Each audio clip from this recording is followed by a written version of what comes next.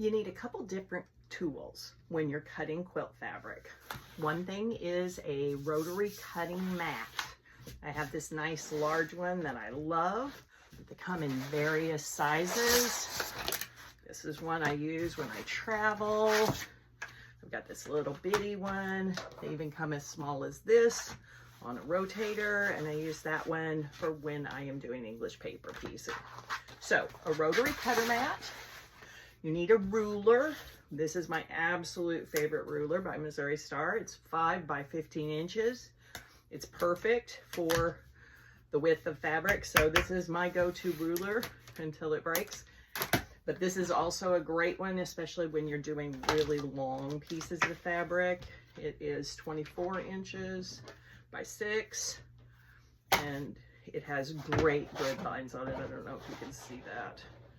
So anyway, so you need a ruler, a rotary cutter mat, and a rotary cutter. These also come differently.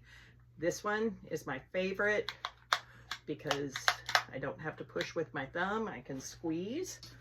But they also make this one, which is a thumb push, and you put pressure on the top. This one is just a little more ergonomic. I'm getting older and have arthritis, so for me, this is my better choice. This one is much more affordable. So, let's cut some fabric. Remember me telling you about the selvages, and those are those edges. Sometimes they'll have a really strong, I'm going to show you one that has a really strong white edge. Sometimes, if you can see really close, the print doesn't run. Always there are going to be some little holes. I'm going to try and get close enough that you can see them. Right there, and that's where it fit on the loom. But that's your selvage edge. Okay, so what I do is match up the selvages to each other. Kind of give it a shake and make sure it's laying flat. Then I lay my fabric down and I bring up the fold, because it does have its fold from being on the bolt. And I lay it up to the selvage edge. Can you see how this edge is not perfectly straight? But I've got my fold to my selvage edge, and I've got a nice tight layout. And I'm going to lay this on one of the lines on my cutting mat. Has lines on it. So I'm laying this fold on one of the lines, and that will tell me that I'm going to get a straight cut. I'm going to take my ruler and my rotary cutter and lay it on one of the lines, and I'm lining up my ruler on these lines that go this way so that I know that I'm straight. And if I want to check it, I can check this line against my fold to make sure that we're straight. So I am going to make a cut on one of these lines. And now I have a perfectly straight edge on the end of my fabric. So for this project, I need 2.5-inch strips. So I'm going to go over 1, 2.5, and get my measurement good and tight there.